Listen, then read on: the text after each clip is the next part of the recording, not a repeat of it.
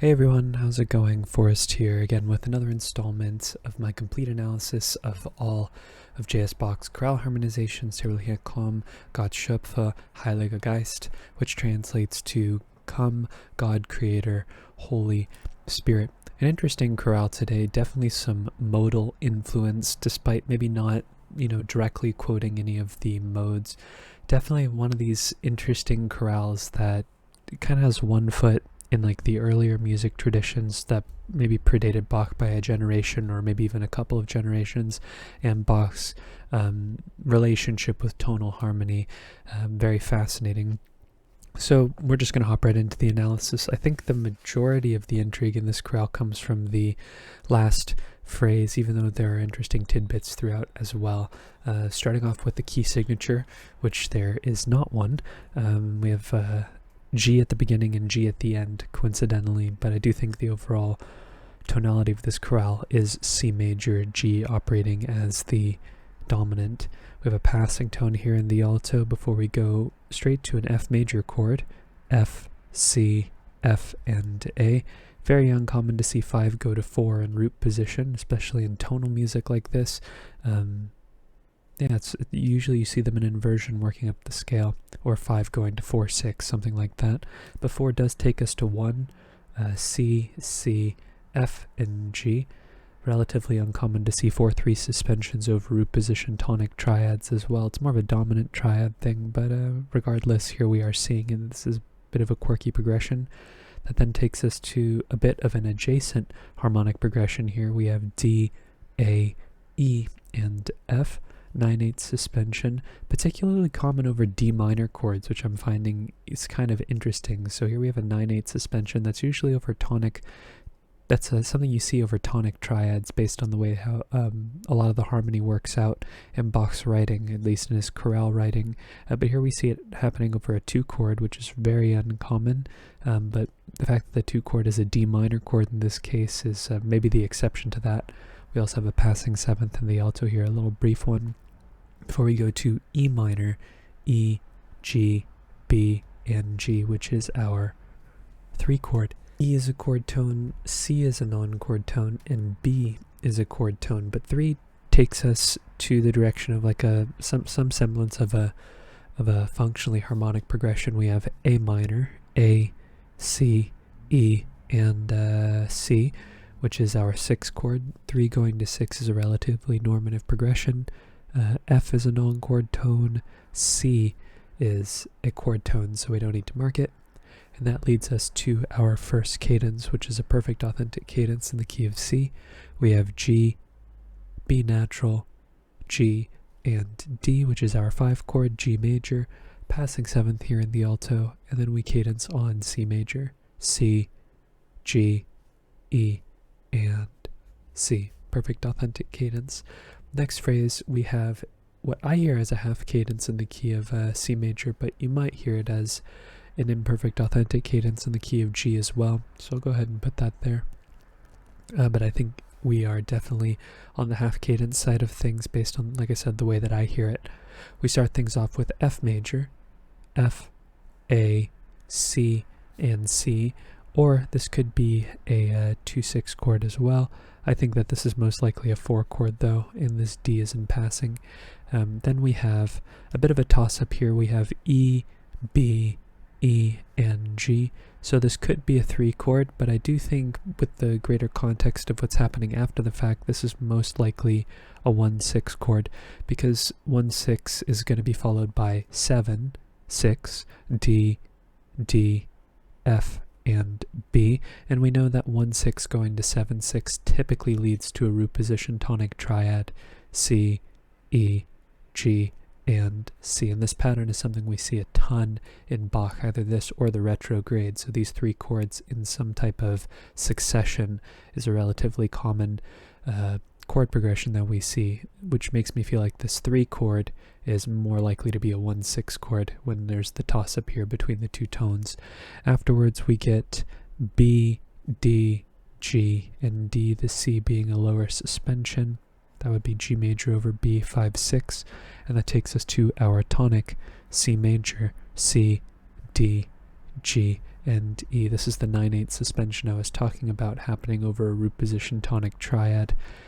It's much more common for 9/8 suspensions to happen over tonic triads than it is for them to happen over other chords in the scale, but we do see them happen over other chords. C is the resolution, B is a little ornament. I would reckon that this C is also kind of an ornament, and really it's this C right here that is the resolution, because it's a longer note value. But yeah, this is also a tonic triad. What's interesting is this F sharp that gets slipped in here right before the cadence, that leaves us with C, A, F sharp, and E natural, which is, what is that? F sharp minor 7 flat 5, which is the dominant, or sorry, the leading tone. It's functioning as a dominant, but the leading tone of 5 in second inversion, so 7 4 3 of 5, and that of course takes us to 5, G, B, G, and D, G major. On to the next phrase, we have a perfect authentic cadence in not the most likely location. We go to D minor. The melody here is like a D major fragment or a D melodic minor fragment with that 6 7 1 in D, but we start the phrase off in C major. We have G, B, D, and G, B, G, and D, so another 5 chord we don't need to reanalyze, and that takes us probably to C major, C, C, G, and E, tonic triad. So 5 going to 1, very staple chord progression, not just in Bach, but just in tonal music in general. Then we have E, C, G, and C. That's just taking our same chord and putting it in first inversion. No need to reiterate the Roman numeral there. Then we get F, C, G, and A. Another 9/8 suspension over a non-tonic triad, which is really interesting. But this would be a 4 chord, F major. That takes us to C, C, F, and G. Here's a 4/3 suspension over a tonic triad, which is interesting because something I'll say about this is that the idea of F major having a 9/8 suspension and C major having a 4/3 suspension is typically something you would expect of the reverse roll, or I guess if you're thinking about this little fragment here in the key of F major could be the tonic where the 9/8 would be expected, and then C major would be the dominant where the 4/3 would be expected. But when I hear this progression, I don't hear 5 or 1 going to 5, or this as a series of dominants going to 1, but it is coincidental the fact that we are getting D minor after the fact, so maybe there is some idea of F major going on here that just is veiled by the fact that F and C are also diatonic to the key of C major, but the melody does feel a lot more C major-like, which I think drives the harmony, and the fact that Bach is very close to the border of F major, maybe even 1 foot over into the border of F major, is interesting. Very curious about how these suspensions are being used in comparison to how they're typically associated with his other writing. But regardless, it's interesting that we're going to be using G major as our common chord to the key of D minor. We have G, D, G, and B natural. So that's our dominant in the key of C major, and in the key of D minor, it is our subdominant. It's like the major subdominant as a byproduct of raising the 6th scale degree, and afterwards we would expect some type of dominant chord, typically a 5 chord, actually with 4 in root position, maybe a 7 chord would be more common, but some type of dominant chord typically speaking, and that's what we get. We get a 7 chord in first inversion, E, E, G, and C sharp, 7 6, C sharp diminished over E. And that takes us to D minor, D, F, A, and D, or tonic triad. Now the last phrase is a bit of a head scratcher because we have this B flat here, and I think there are a couple of outlooks that one could have about what's going on here. I know that the phrase definitely ends in a half cadence, so we do end in the key of C, but do we ever leave the key of C? I think that that's the big question here, because I think that I hear this melody as 2 5 1 in the key of C major, so I do think this D is taking us back to the key of C.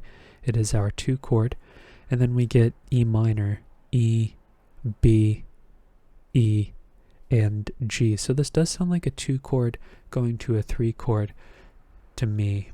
Also, by virtue of the fact that we heard it earlier in the chorale, and the fact that 3 is also taking us to 6. So what I'm hearing here is an allusion to what we heard earlier, a planar, textured version of what's going on here in this part of the chorale at the beginning. And I think it's also coincidental that it's happening at the same point metrically too, right? This happens at beat 3, this happens on beat 3, and so on and so forth. So our 3 chord E minor leads us to 6, A, E, and C. A minor in root position with some passing tones in the, or a passing tone in the bass and a neighbor tone in the alto. And this is where it gets interesting, because we have a section here with A, B flat going to C. Now I don't know if Bach is just quoting the Mixolydian mode, or if we've moved to the key of F major, but the more that I listen to it, this F major chord that we arrive on here does feel like a momentary tonic, but it's not being tonicized by a dominant. It's being tonicized by the fact that that B flat is going up, not going down. Typically what would happen is this B flat would be a tendency tone to go down to the key of A. But before we get too far ahead of ourselves, the next chord is just another A minor chord, C, A, E, and A. So we could just change the figured bass here. And I'm going to make the argument we do move to the key of F. This is now a 3-6, and this takes us to D, A, E, and F. You could make the argument this is some type of 6 chord in the key of F. I do think, however, this A, because this E is a 9/8 suspension over the bass, and the tenor changes, I think this is actually more likely 4-6. So 3-6 going to 4-6. E is actually a chord tone. No, E is a non-chord tone. Apologies. I'm getting caught up in all the counterpoint that's going on here. It's kind of difficult for me to read this stuff. But that takes us to our tonic inversed inversion. A, C, F, and A, 1-6. So this is how I hear it in terms of justifying this B flat, because to continue what I was saying earlier, when we see our tonic functioning as 5 of 4, let's say for example, instead of this being a B flat chord, this were C7, which had the B flat in it rather than a passing B natural, that B flat would be resolving down. It would be resolving down towards A, and approaching A from B flat would imply that the C7 was functioning more like a dominant, or the C major chord was functioning more like a dominant than it was a tonic. But here, we're approaching the tonic from 4. There's a lot of plagal progressions going on in this chorale, with 4 going to 1, 4 going to 1, 4 going to 1. I view this as another 4 going to 1, and the thing that's most interesting about it is this B flat, right? Typically we expect B flat as a contextual tone to resolve down to A, but here we see it as a passing tone going up to C, which is not typically how we would expect it to resolve. But regardless, I think that you could also analyze, and this was more common in my older videos where I had a bunch of these secondary analyses. I think as I got more comfortable with Bach, there was less need to reinterpret things, or I would just talk it out in the video. But if you wanted to keep this in the key of C major, this would be 6. This could be 2. This would just be a D minor chord, and this B flat would be a passing tone, and it would just take us to 4, 6, which is actually where it's just going to take us. This C major chord, or this F major chord, is just going to be 4, 6 in the key of C major. So I think explaining what's going on here, we're getting a lot of modulations without seeing a dominant, right? I mean, the only dominant we see in terms of a modulation is here, this 7, and it's because it's at the cadence. This motion here in this particular phrase, for starters, we visit the key of C major here, in my opinion, without ever seeing a tonic triad or a dominant triad, and it isn't until the end of the phrase that we see C major. So I think whether or not you think that we've left the key of C and this B flat's just like a Mixolydian passing tone, or if we are visiting the key of F and this is just a plagal progression in the key of F that then takes us back to C, I think they're both valid outlooks. And I'm on the fence about which one's right, or if this is a matter of right or wrong. I'm curious as to what Bach's intention was, because really this B flat would be a comment on the fact that this chorale does have modal influence. I mean, look at these chord progressions. If you look at some of the homorythmic music that came from the Renaissance, this is a chord progression that you could very easily expect from like a chorale that you would find in like the 1500s or the 1400s, that used triadic harmony, but it wasn't quite there functionally. 5 going to 4, 4 going to 1, as well as 5 going to 1, and basically just harmonizing triadically without that same sense of function that would become more crystal during Bach's time. I think it's interesting.